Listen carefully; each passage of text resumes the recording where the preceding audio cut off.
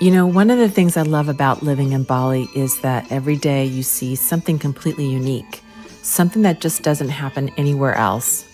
Sometimes it's a ceremony stopping traffic, sometimes it's kites filling the sky, or even little offerings on the ground as you walk. It's those moments that make you stop and think, wow, only in Bali. Hi, I'm Debbie, and this is my mom, Linda. We're retired in Bali, and on our channel, we love sharing what life is really like here, the beauty, the daily experiences, and the unique traditions that make Bali so special. Today, we're showing you just some of the things you'll only find in Bali. Every day, everywhere you go, you'll see something called Canang Sari. It's a daily Balinese offering made of flowers, rice, and incense, created as a way to give thanks and keep balance between people, nature, and the divine. If you see one on the ground, or even on a motorbike, or even on an ATM, it's respectful to step around it while the incense is burning. And if you accidentally step on one, don't worry, the intention behind the offering is what matters most.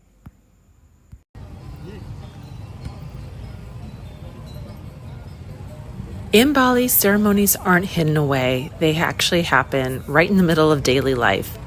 You might see a funeral procession with colorful towers, music, and crowds, or a blessing for a new shop or home. Traffic just pauses and waits, or carefully moves around with total respect. It's amazing how spirituality and everyday routines coexist so naturally here, only in Bali.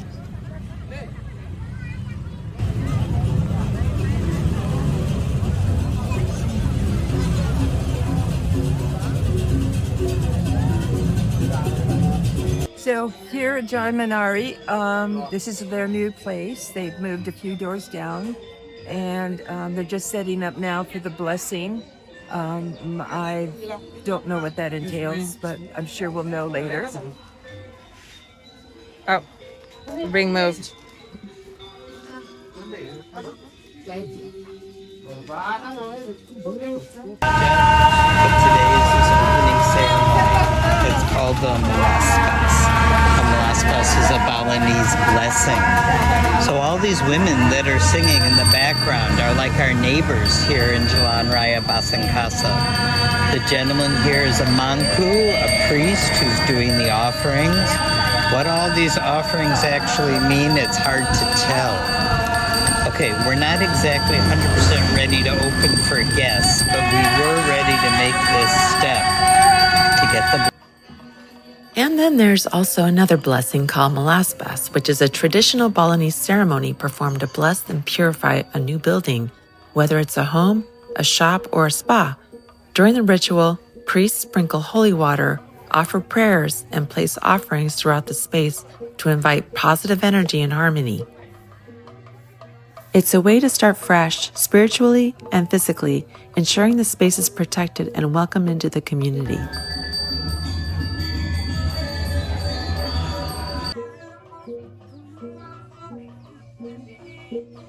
What do you think, Mom?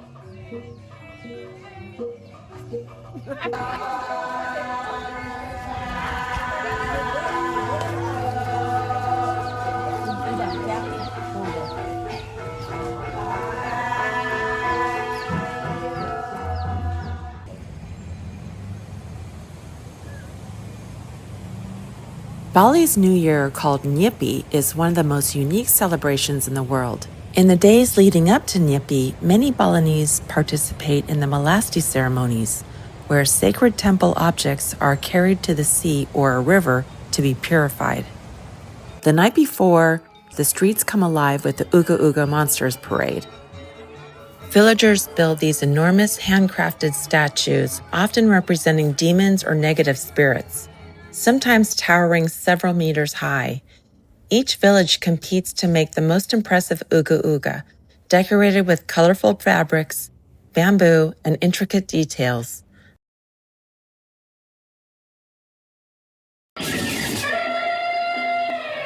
At sunset, the statues are carried through the streets on bamboo platforms, accompanied by music, chanting, and traditional dance. The purpose is symbolic: to chase away negative energy and evil spirits before the day of silence begins. It's loud, chaotic, and beautiful all at once. The locals and visitors line the streets to watch the spectacle. Then the next morning, the island falls completely silent for Nyepi. For 24 hours, the entire island shuts down. Everything is closed, the airport is silent, and everyone stays home. You're not allowed to leave the house, use electricity, or make noise. It's a rare experience of quiet and reflection that shapes life here in Bali.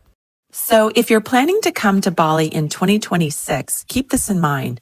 From March 19th at 6 a.m. until March 20th at 6 a.m., you won't be able to leave your hotel. Everything shuts down for Nyepi, the Balinese Day of Silence, so plan your trip around it, unless, of course, you want to experience what true silence really feels like. Kites are everywhere here.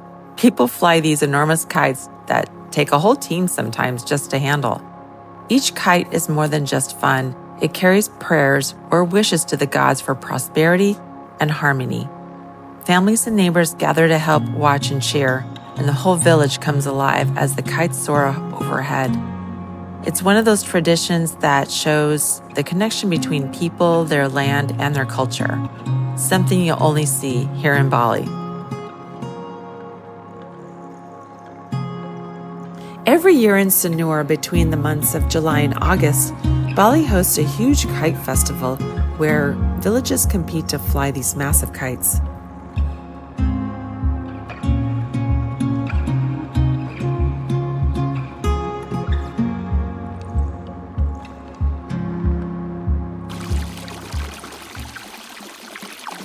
I once went with my friends to the Tirta Empul temple, and let me tell you, the water is cold, but going through the purification ritual is such a unique experience. You line up at the fountains, step under the holy spring water, and it's believed to cleanse your body and mind. It's one of those moments when you really feel connected to the Balinese tradition. The Tirta Empul was built over 1,000 years ago, and the story goes that the god Indra created its holy spring to heal its poisoned soldiers, which is why people come here for purification and renewal.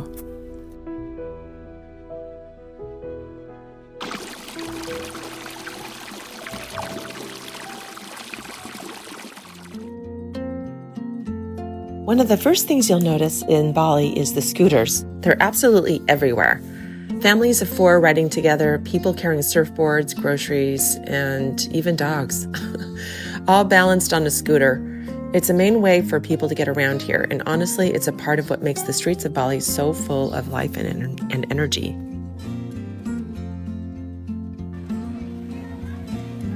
This road is called Monkey Forest Road, and you'll actually see monkeys running down the road.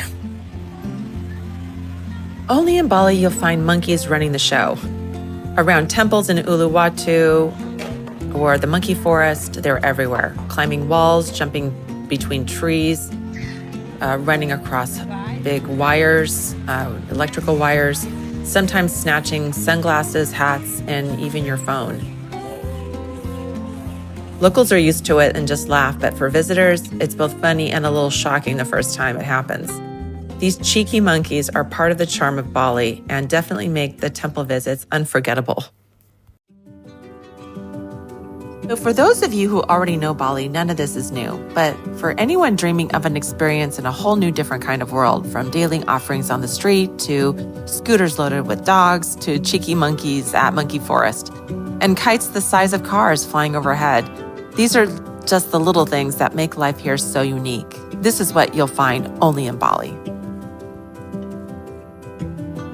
I really wanted to share a bit of Bali life again, and that's why I put this video together.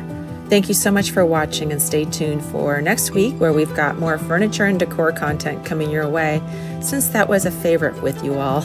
All right, thanks again. See you next week.